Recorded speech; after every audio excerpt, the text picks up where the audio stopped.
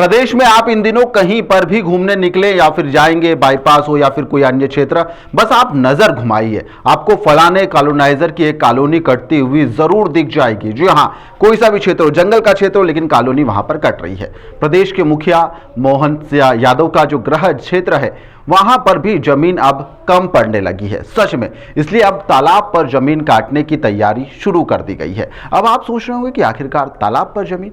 जी हां, तालाब पर ही जमीन, यानी जो तालाब का कैचमेंट एरिया है, यानी कि डुबत क्षेत्र, वहां पर कॉलोनी काटी जा रही है। करीब 260 से अधिक प्लाट काटने का काम हो रहा है। सोचिए अब आप, यदि बारिश हुई या फिर तालाब जब भरा गया, तब यहां जो रहने लोग आएंगे उनके साथ क्या होगा। इसमें ग्रीन बेल्ट का एरिया भी है, लेकिन इससे कॉलोनाइजर को कोई फर्क नहीं पड़ता। कॉलोनी काटना है, बस आप तैयारी शुरू कर दीजिए और कॉलोनी काटना शुरू हो चुकी है। नियमों को वह अपनी पैरों की जूती समझते, उसके नीचे रखते हैं। कॉलोनाइजर बस कॉलोनी काटने में जी जान से लगे हुए हैं। नियमों की अनदेखी लगातार जारी है। टीएनसी में कथाकथित जो अधिकारी है, इन मामलों में अपनी आंखों पर पट्टी भी बांध लेते हैं। अब आप बेहतर तरीके से समझ सकते हैं कि आखिरकार पट्टी क्यों बांधी जा रही है। भोपाल का कैचमेंट एरिया में सेंट्रल विस्टा का जो प्रोजेक्ट है, उसका मामला अभी थमा ही नहीं था कि सीएम का जो गृह जिला है, वहां पर भी एक ऐसा ही एक मामला सामने आ गया, जहां पर एनजीटी के नियमों की जमकर धज्जियां उड़ाई जा रही है। पैरों के तले नियमों को रोंदा जा रहा है। प्राचीन बनबना तालाब है, वहां पर कॉलोनी काटने की तैयारी शुरू कर दी गई है। जमीन चरनोई की भी है, ग्रीन एरिया भी है, इससे कोई मतलब नहीं है। कॉलोनी काटी जाएगी तो काटी जाएगी, किसी भी कीमत पर काटना है। जी हाँ, आनंद वाटिका नाम से एक प्रोजेक्ट लाया गया है। 4 लाख वर्ग मीटर में यह पूरा प्रोजेक्ट फैला हुआ है और तालाब के तट पर इसे बनाया जा रहा है। और बताया जा रहा है कि आनंद वाटिका प्रोजेक्ट अब तक का सबसे बड़ा प्रोजेक्ट है नागदा का। जी हाँ, नागदा शहर का अब तक का सबसे बड़ा प्रोजेक्ट यह बताया जा रहा है। इससे बड़ा प्रोजेक्ट नागदा में अभी तक नहीं आया है। और नागदा की ऐतिहासिक धरोहर बनबना तालाब इससे अब खतरे में भी आ चुकी है। बनबना तालाब के किनारे पर यहां पर आवासीय कॉलोनी बनाई जा रही है, जबकि यह पूरा के पूरा डुबत क्षेत्र है। और तालाब के किनारे यहां पर आवासीय क्षेत्र में विकास पर सुप्रीम कोर्ट और एनजीटी के सख्त आदेश भी है और लगातार बड़े फैसले भी इसको लेकर दिए जा रहे हैं। लेकिन इससे क्या फर्क पड़ता है? कोई फर्क नहीं पड़ता। आदेश निकाले जा रहे हैं, निकाले होंगे।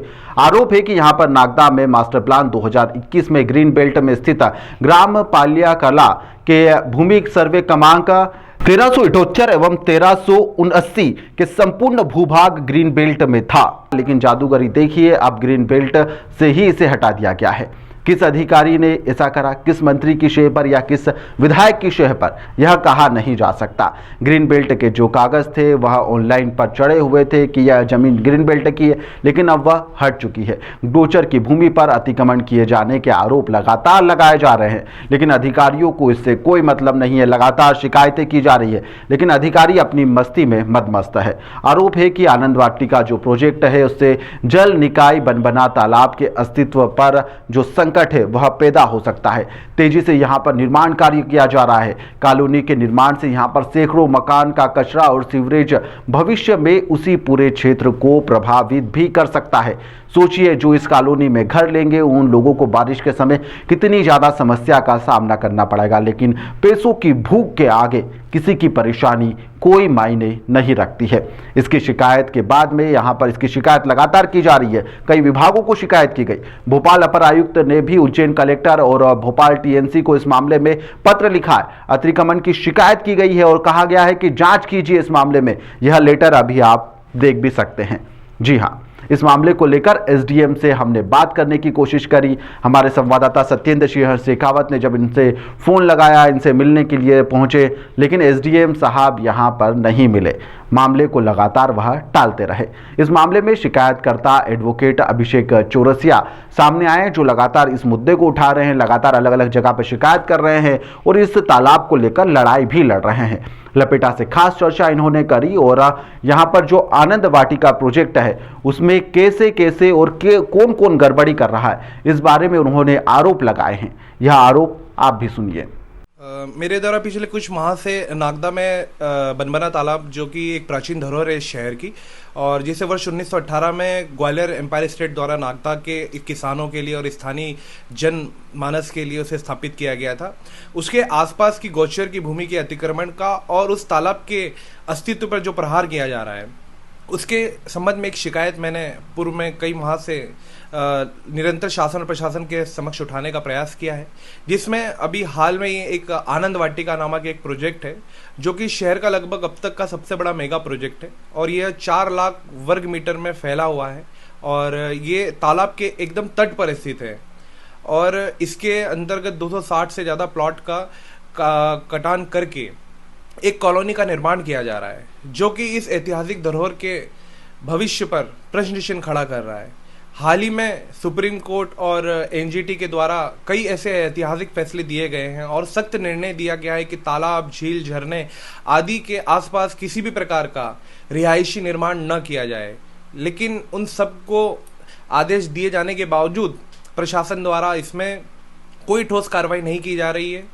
खुलेआम गोचर जमीन का अतिक्रमण किया जा रहा है, खुलेआम वाटर बॉडी का पूर्ण रूप से अवैधानिक गतिविधियों के तहत निर्माण करके प्रभावित करने का कार्य किया जा रहा है। उन्होंने इतना बड़ा प्रोजेक्ट जो लगाया है, उसके लिए उन्होंने सारी अनुमति तो ली होगी, तो फिर आप इतना बड़ा आरोप कैसे लगा रहे हैं?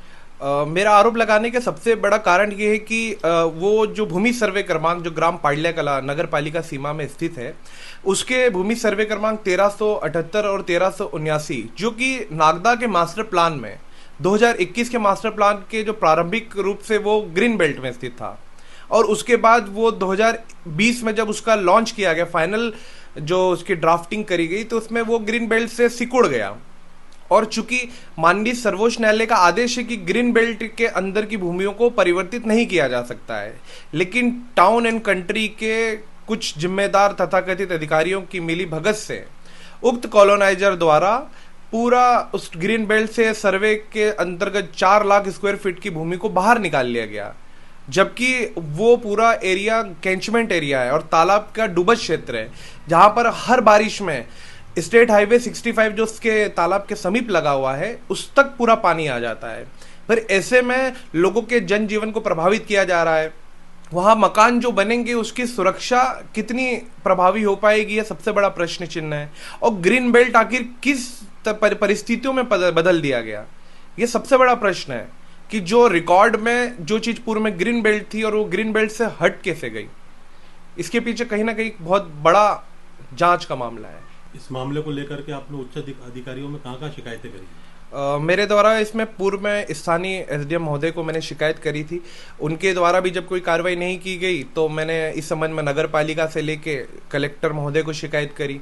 वहाँ से भी जब कोई कार्रवाई नहीं हुई तो मैंने प्रदेश के माननीय मुख्य सचिव महोदय, टाउन एंड कंट्री के कमिश्नर और नगरीय प्रशासन के कमिश्नर सहित अन्य जिम्मेदार प्रशासनिक अधिकारियों को मैंने संबंध शिकायत करी।